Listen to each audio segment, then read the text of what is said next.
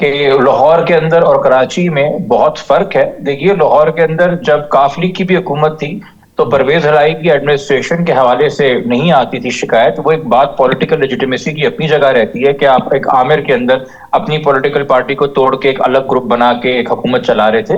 But as an administrator जो है, वो उनको फ़ाल ही समझा जाता था।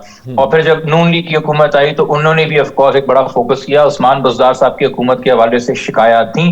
वो पीटीआई ने एक बड़ा गैम्बल और बड़ा रिस्क लिया मेरे ख्याल में।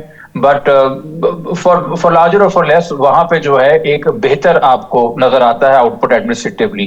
कराची के अंदर तो जी सबसे बड़ा इस वक्त मसला ये है कि कराची के शहर के अंदर हम लोग एथनिक लाइंस को अब आज तक डिवाइड करते हैं। आज तक हम जो है इन लाइंस के ऊपर वोट्स को डिवाइड करते हैं, और आज तक जो है डिलिमिटेशन कराची में इसलिए हो रही है क्योंकि मखसूस जबान बोलने वाले या मखसूस बैकग्राउंड के लोग जो हैं वो पीपल्स पार्टी के लिए वोट देने को तैयार नहीं है।